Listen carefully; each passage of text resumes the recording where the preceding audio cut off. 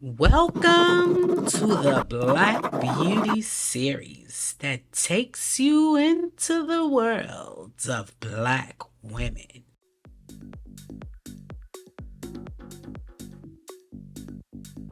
And three words that describe me: I am bald, I am bold, and I am bad. Yes, girl, that is me. I am that girl. My style represents my evolution as a woman, and it began in 2002 when I embarked on the dreadlock journey. It required discipline, and at that time, I didn't have the time nor the discipline. Therefore, I turned to wigs at that time. And it was a nice run, might I add, because I had wigs for the days of the week, the hours of the year, if you want to say. But it was a nice run. In 2009, I rebooted my entire life.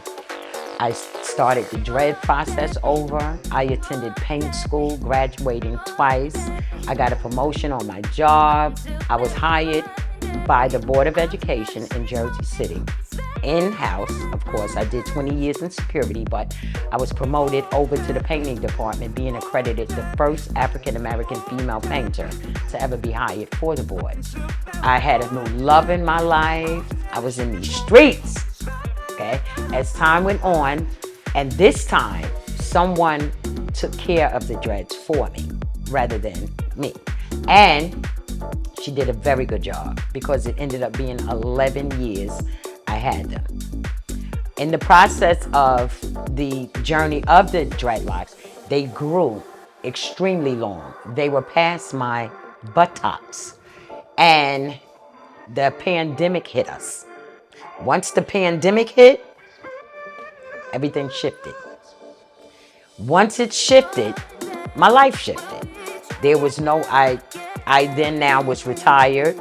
As I retired, my hair still was being done. However, when the pandemic happened, she shut the shop down. The whole world shut down at that point.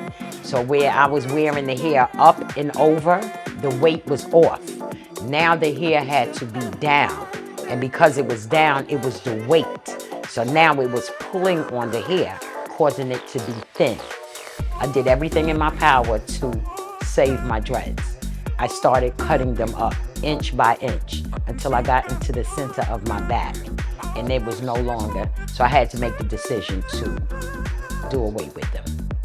So as I made that decision to transition over to what you see presently, it was definitely a beautiful thing. I feel I have reached the peak of my womanhood. I feel free. I feel liberated. I feel powerful with this bald head. My style connects to my story because I have embarked on the most greatest, meaningful task of my life. I am my mother's sole caregiver. It's not about me now.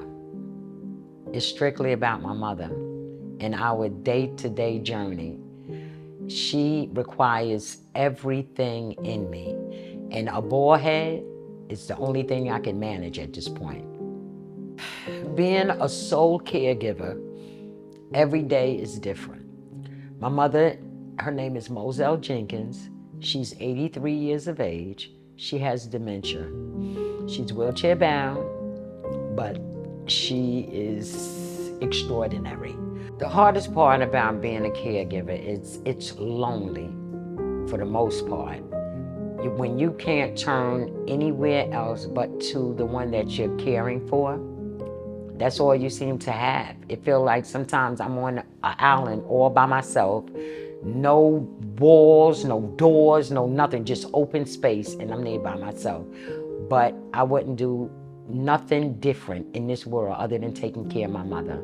She is extraordinary, and I wouldn't trade her for the world. The only thing I see right now is my mother. That's it. My grandbabies, my children, everybody, peripheral, back, nobody matters but her. So God forbid if he chooses to take her today or tomorrow, I don't know what I would do, to be honest with you. I don't. When you a sole caregiver, when you doing that by yourself, And ain't nobody helping you? You don't have nobody. I'm sorry.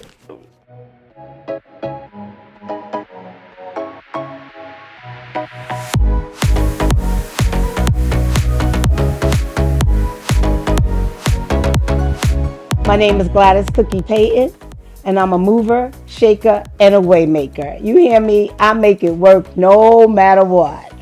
If I had to describe myself in 3 words, I'd say I'm a survivor, I'm sexy, and I'm sharp.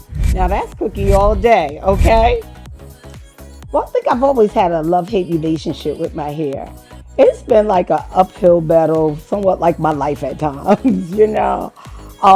As a kid, we got the pressing curls, and I've worn a jerry curl. I've worn braids. I've, worn weaves, sew-ins, glue-ins, so many different styles. I've worn the afro. I've had locks. The wigs just offer another opportunity for me to expand on what I do with my hair.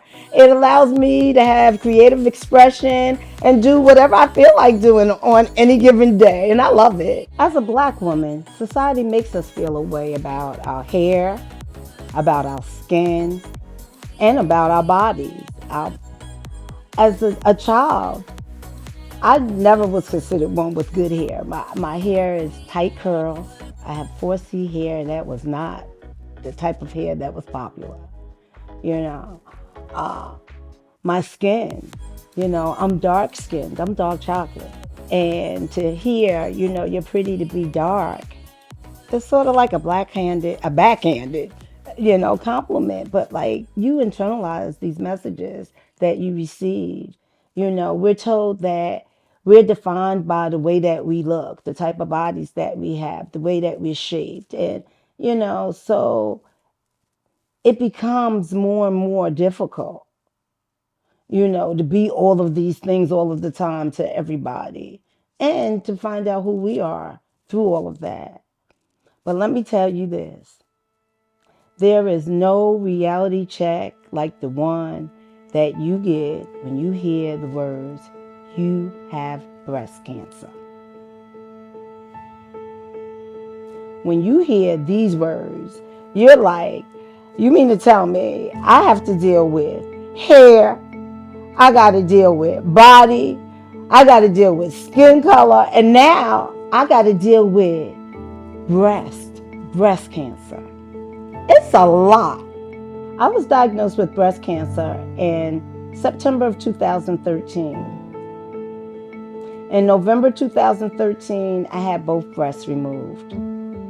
It was at a time in my life prior to that where everything was so good.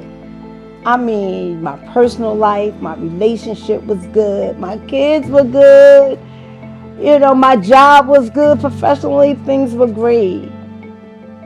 And this, and then this. I felt defeated. I really felt like, what? Cancer? Now? Like, what do I do with this? Well, I had to make the decision. You know what? I'm not going to die. I can't die. I got to live. And even though I had to work through what was going on with me and how I would be able to live and not really knowing if I would, I knew that I was going to show up for my life. And I was going to look good doing it. I'm a cancer survivor. I've been in remission for nearly 10 years. I feel invincible. My wigs, my breasts don't define Cookie. I was meant to be, and I am. I'm a college graduate. I'm a licensed nurse. I'm a licensed realtor. I'm semi-retired, and I love making and selling wigs. Right now, Cookie is doing whatever makes her happy. Ooh, my next chapter. I don't know, but whatever it is, I'm going to be fly doing it.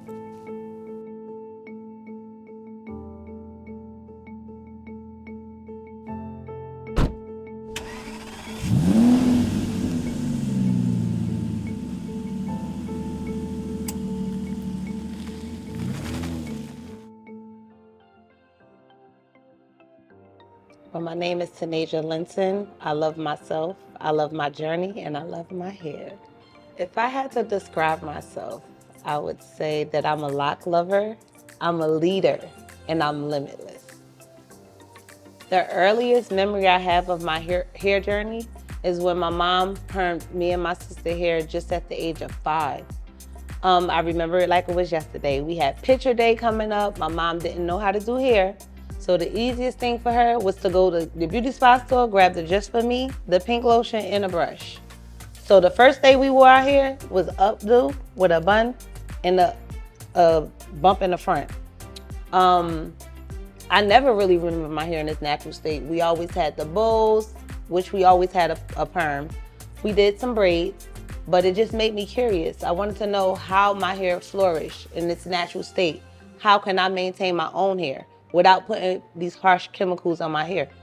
Black girls have a hard time loving our hair. Society makes us feel like we don't belong if we don't have straight and long hair. By the time I got to high school, my hair was damaged from all the chemicals and styles. I had to do styles with blackouts to cover up how thin my edges were from all the damage from doing all those chemicals. I did different styles, weaves. I never really had my natural state, so I didn't know how to care for my hair. I didn't know, what products to use, things like that. So just getting into, reflecting from as a kid to now as an adult, I wish I appreciated my natural hair as much as I do now. The most traumatic experience I had in high school was when I lost all my edges. Now, it was on one side. I cried. I said, "Ma, please, please, please, I need to get this. I cannot go to high school like this." High school, that's the thing. You can't go to high school looking all crazy. So she did take me to the African braiding shop. And if you know, they braid super tight, pulling so much tension on your edges. So dealing with one side bald, the other side being pulled, I got side braids. But I still was dealing with trauma on both sides now because this side is thinning it out from the braids, and then I'm still bald here, covering it up with the braids that they did. So it was really like I was going through a crisis, a hair crisis. The experience I had in high school, it definitely changed me for the better. It empowered me to love on myself and love on my locks. I also promised myself if I ever had a daughter, I would not hair shame her or force her into any unnecessary styles. I would tell her that she's beautiful, her hair is beautiful, and she is enough. I began to love and embrace my hair when I began to love and embrace myself. A little after college, I started my self-care journey. And it wasn't just about my hair. It was about my mind, my body, and my spirit. I started to get into things, oils, exercising, health and wellness. And that allowed me to start my natural product line. I'm a black girl with locks, and going through this process takes discipline. But my sisters don't have to make the same mistakes that I made, because during this process, I created a natural hair care line, Untouched Beauty, made for us. So go on this journey with me, because I'm beautiful, you're beautiful, black girls are beautiful.